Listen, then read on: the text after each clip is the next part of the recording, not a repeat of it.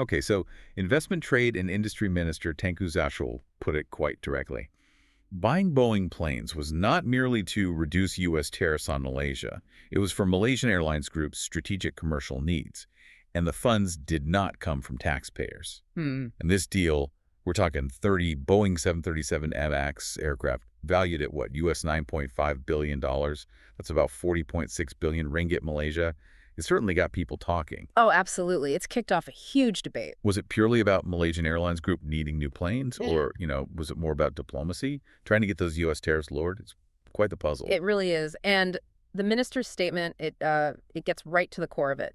Commercially speaking, Malaysian Airlines Group, like any big airline, needs to think about its fleet. Right.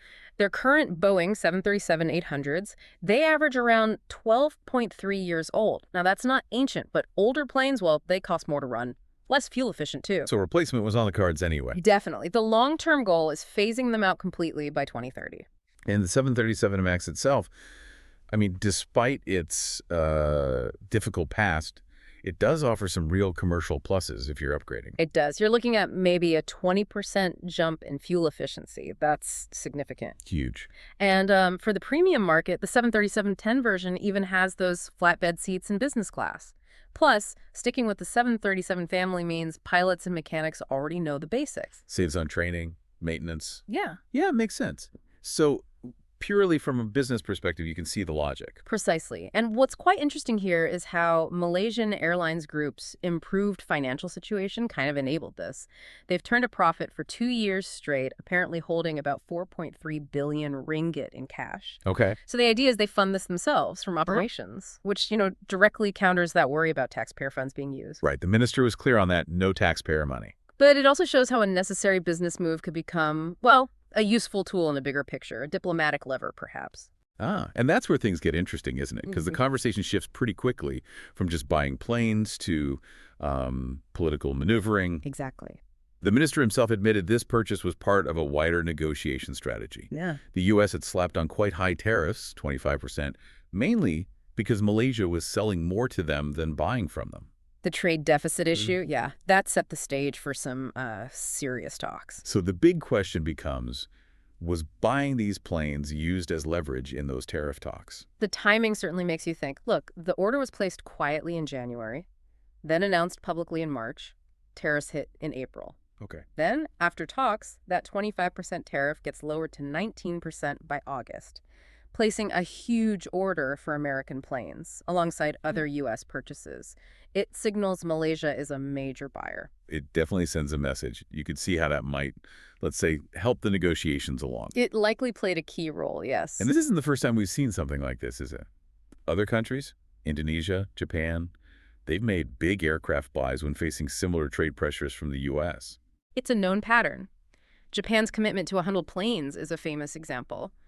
It almost feels like buying planes is part of the unofficial international trade negotiation toolkit sometimes. An unwritten rule. Yeah. Maybe. Perhaps. But how did this play out back home? The public reaction in Malaysia, especially online, seemed pretty divided. Very much so. A lot of skepticism.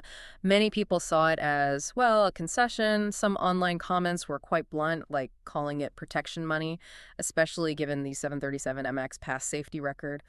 That's harsh. And you heard things like, why buy so many planes? Where's the money coming from? Despite the assurances about Malaysian Airlines Group funding it, there's still that lingering doubt. So there's this gap between the official line strategic commercial need, self-funded, and the public perception that it was basically a trade-off, a quid pro quo. That perception is strong. It really highlights the difficulty governments face explaining these complex geopolitical moves to the public. How do you balance national interest, commercial necessity, and public opinion? Especially when dealing with a global superpower. Exactly. Malaysia's approach looks like it cleverly used something it needed to do anyway, modernize the fleet to help navigate those trade pressures. They got operational efficiency for the airline and a tariff reduction. It's a blended strategy. A pragmatic approach, perhaps. Acknowledging the realities of global trade for a smaller nation. You could see it that way. Sometimes you have to find ways to work within the system rather than just push against it. And as we said, they're not alone. Japan, Indonesia. Using aircraft deals in tariff talks seems to be a recognized, if subtle, tactic. So looking at the whole picture, this Boeing deal really is a fascinating case study. It shows just how tangled commercial decisions and diplomatic goals can become. One move, multiple objectives. It's a prime example of that intersection between business strategy and international relations, using a commercial need to achieve a diplomatic aim. So what's your take on Malaysia's move here? Was it a smart strategic play or more of a necessary compromise given the circumstances? We'd genuinely love to hear what you think. Let us know your perspective. And yeah, if you found this interesting, remember to like and subscribe.